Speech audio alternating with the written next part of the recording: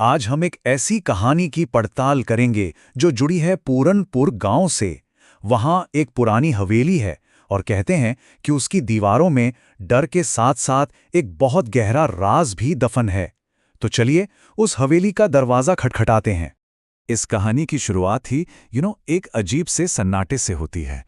जरा सोचकर देखिए, एक खूबसूरत शांत सा गांव, लेकिन उसके बीचों बीच एक ऐसी हवेली है कि लोग उसके पास से गुजरते हुए भी डरते हैं। उनकी रूह कांप जाती है, सोचिए। और बस यही सवाल है जो हमें इस कहानी के बिल्कुल सेंटर में ले जाता है। आखिर ऐसा क्या था उस पुरानी हवेली की दीवारों के पीछे? कौन सा राज था जिसने पूरे गांव को इतने सालों से अपने खौफ में जकड़ रखा था? तो चलिए आज इस राज से पर्दा उठाते हैं। तो ठीक है, चलिए कहानी के पहले पन्ने को पलटते हैं। पूनापुर गांव। सोचिए एक ऐसी जगह जहां हर सुबह बिल्कुल शांति और सुकून भरी होती थी। लेकिन इस सुकून पर ना हमेशा एक डरावना साया मंडराता रहता था। किसका साया? गांव के कोने में खड़ी उस भूता हवेली का। देखिए, गांव की दुनिया और हवेली की दुनिया में जमीन आसमान का फर्क था। एक तरफ थी लोगों की सिंपल रोजमर्रा की जिंदगी और दूसरी तरफ एक ऐसा अनजाना अनदेखा खौफ जिसके बारे में कोई बात तक नहीं करना चाहता था। और फिर गांव की इस खामोशी को तोड़ने के लिए आते हैं चार अजनबी। शहर से आए थे राजीव, उसकी पत्नी रिया और उसके दो भाई रमन और प्रेम। उनका कहना था कि भाई ये हवेली तो हमारी है और हम इसे बेचने आए हैं। और गांव वालों की जो डर भरी कहानियां थी ना, उन पर तो उन्हें बस हंसी आ रही थी। कहते थे ये सब अंधविश्वास है। लेकिन सच तो ये था कि हवेली बेचने का इरादा तो बस एक बहाना था। बहुत जल्द उनकी आंखों में प्रॉपर्टी का नहीं बल्कि एक छिपे हुए खजाने का लालच साफ दिखने लगा। और ये एक ऐसा लालच था जो उन्हें किसी भी हद तक ले जा सकता था। और ये बात उन्हें किसने बताई? उसी रहस्यमयी बुढ़िया ने, जो उस हवेली में रहती थी।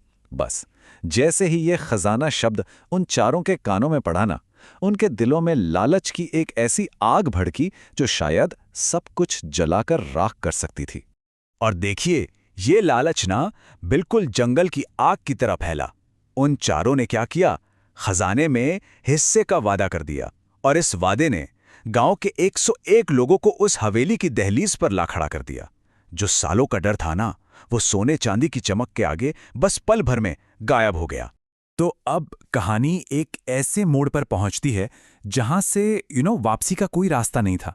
ये जो खजाने की खोज शुरू हुई थी, ये उन सबको एक ऐसी भयानक सच्चाई के सामने लाने वाली थी जिसके लिए उनमें से कोई भी तैयार नहीं था। तो हुआ ये कि हवेली की पूरी खाक छानते हुए उन्हें पिछले हिस्से में एक गिरी हुई छत के नीचे एक छिपा हुआ रास्ता मिला। ये रास्ता उन्हें एक अंधेरे सीलन भरे बेसमेंट में ले गया। और वहां धूल और जालों के बीच एक भारी पुराना लोहे का संदूक रखा हुआ था। सोचिए वो पल। वहां मौजूद हर एक शख्स की सांसें जैसे थम सी गई थीं। गांव वालों से लेकर उन चार अजनबियों तक सबकी आंखें उस संदूक पर टिकी हुई थी। मन में यही चल रहा था, क्या सालों का इंतजार अब खत्म होने वाला है? क्या वो बेशकीमती खजाना अब उनकी किस्मत बदलने वाला है?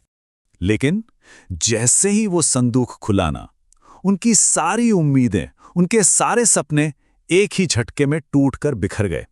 क्योंकि संदूक के अंदर ना तो सोना था, ना चांदी थी और ना ही कोई जवाहरात। संदूक के अंदर जो चीज थी, उसे देखकर वहां मौजूद सब लोगों की रूह कांप गई। वो खजाना असल में एक छोटे बच्चे का कंकाल था। और बस यहीं से कहानी का डर एक बहुत ही गहरे, एक ना सहने लायक दुख में बदल जाता है। क्योंकि उस कंकाल के साथ ही हवेली की उस बुढ़िया गौरी की जिंदगी का वो दर्दनाक राज भी सामने आ गया, जिसे वो न जाने कितने सालों से अपने दिल में दफन किए हुई थी। तो गौरी की कहानी सुनिए। ये एक ऐसी मां की कहानी थी जिसके पति ने बेटे की चाह में अपने ही मासूम नवजात बेटी की बलि दे दी। जब गौरी को इस हैवानियत का पता चला तो उसने अपने पति और उसके साथियों से बदला लिया और उसने अपनी बेटी के अवशेषों को एक संदूक में बंद किया और उसे ही अपना इकलौता खजाना मानकर पूजने लगी। वक्त गुजरता गया, उसकी याददाश्त धुंधली पड़ती गई और वो बस अपने उस खजाने की एक पागल पहरेदार बनकर रह गई। और तब जाकर वहां मौजूद सब लोगों को उस खजाने का असली मतलब समझ में आया। वो खजाना सोना चांदी नहीं था, वो एक माँ का अपनी बेटी के लिए वो प्यार था जिसे मौत भी उससे छीन नहीं सकी थी। इस भयानक सच्चाई ने सच पूछो तो पूरे गांव को झकझोर कर रख दिया। अब वक्त था हिसाब का, पछतावा का और पूनमपुर के लिए एक नई सुबह की शुरुआत का। तो सबसे पहले तो उन 4 धोखेबाजों का सच सामने आ गया।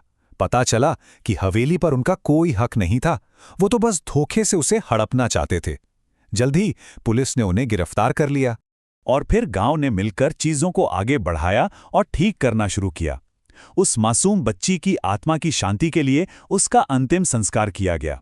गौरी को इलाज के लिए एक सुरक्षित जगह भेजा गया। वो 4 धोखेबाज तो पुलिस की गिरफ्त में आ ही चुके थे और वो भूता हवेली, उसका अंजाम हमेशा के लिए बदलने वाला था। सोचिए, जिस हवेली का नाम लेने से भी पूरा गांव कांपता था, आज वहां बच्चों की हंसी गूंजती है। उस हवेली को गौरी कन्या विद्यालय में बदल दिया गया। ये जो नाम की पट्टिका है ना, ये सिर्फ एक बोर्ड नहीं है, ये इस बात का सबूत है कि कैसे दुख और डर को उम्मीद और शिक्षा की रोशनी से बदला जा सकता है। और आखिर में ये कहानी हमें एक बहुत गहरे सवाल के साथ छोड़ जाती है। आखिर वो कौन सी चीज है जो एक डरावनी और मनहूस जगह को उम्मीद की एक किरण में बदल देती है? क्या वो इंसाफ है, हमदर्दी है, या फिर एक साथ मिलकर एक बेहतर कल बनाने का इरादा? इस बारे में सोचना जरूर।